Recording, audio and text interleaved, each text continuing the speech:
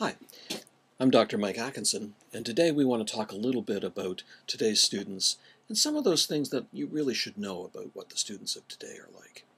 First of all, from a marketing perspective, you guys already know this about niche markets and things like that, but here's some data from Howe and Strauss, who wrote the book on millennials back in 2000.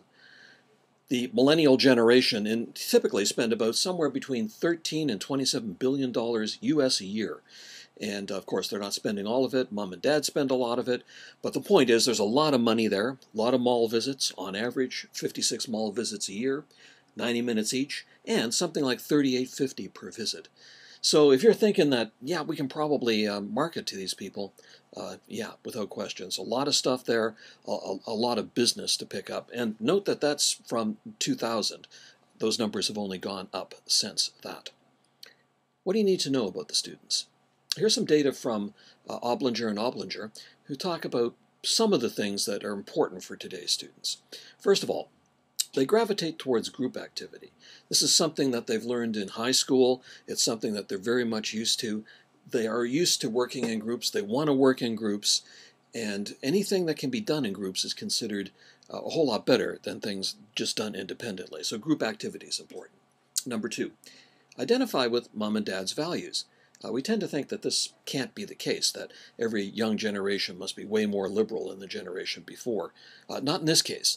So the values of mom and dad are probably very similar. They haven't rebelled against them that way. And so those values are the kinds of things we need to be looking for. Number three, we believe that it's cool to be smart. Now, this didn't used to be the case, of course. Time was that being smart was something that only certain groups did. But no, it's very cool to be smart now.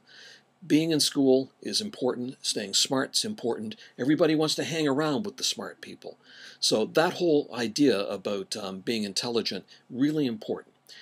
This drives them through school, and they're very important with that. They're very pressured by school, I should say, at the same time, because they want to get high grades. Here at Western, cutoff average to get in this year, the starting cutoff average is 88%. So you got to be smart to get on there. Very cool to do so. Number four, focused on grades and performance. They got to make it. They got to get through. They got to get to university. This is very important. And they'll do everything they can to get in there. Mom and dad will help as well. So getting through school, getting into university, very critical. Number five, love new technologies, of course. And we know this. I used to say that they were technology literate, but that's not quite true, because that implies you know how everything works. We're just used to using stuff that has a technology flair to it. And today's students, they know how to use everything out there.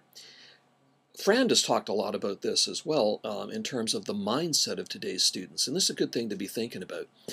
First of all, computers aren't technology. We tend to think about this as high-tech stuff, but that's not true. They're simply appliances to get done what needs to be done. So they're not afraid to use computers, not afraid to be around them, in much the same way that the boomer generation doesn't consider TVs to be technology. Number seven, multitasking is a way of life. Whether you believe you can do it or not is a different issue, but certainly this is the thing that people have to do, and they try to say that they do. We keep on top of things all the time.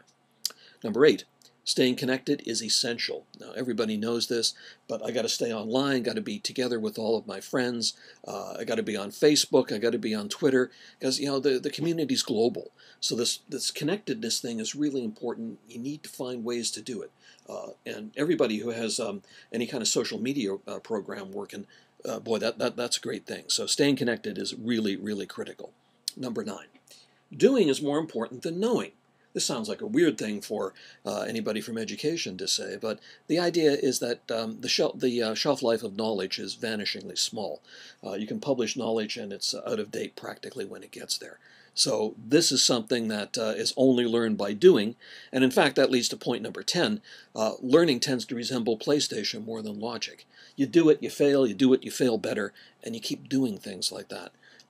People who play games don't go out and read the instructions first. They just go ahead. Trial and error seems to be the way. There's a couple of things to think in terms of the millennial work norms. This is from Tapscott's book, Grown Up Digital. And he tells us that when you look at the millennial generation who is now coming into the workforce, many things to consider. Here are a couple of them. One, freedom to work. A lot of people want to choose where and when to work. They want to be able to work from home if possible. All of this is consistent with everything that's happened through much of their life.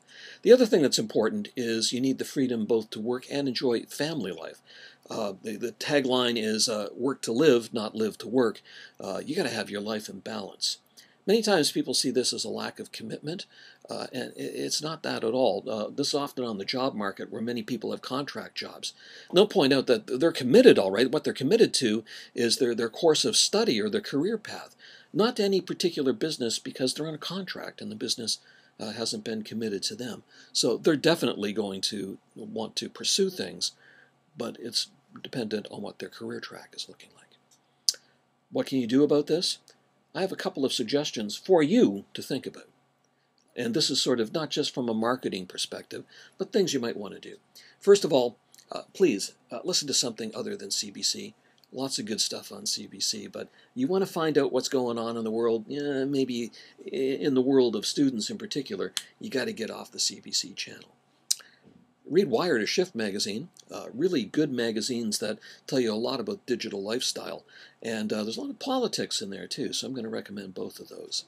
Number 3, surf the web for fun, not just for business. Go and try to Google whack, okay? If you've never Google whack, something that you really need to do, because it can really be fun. The idea is, load up Google, enter 2 words that have nothing to do with one another, so you can get a single hit. If you can, you've Google whacked the web.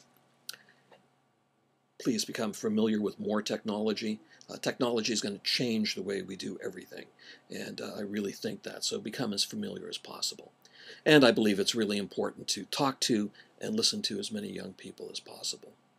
Doing this helps us stay connected and helps us learn a whole lot about students, and I really hope that this was very, very useful to you. Take care. I'm Mike Atkinson.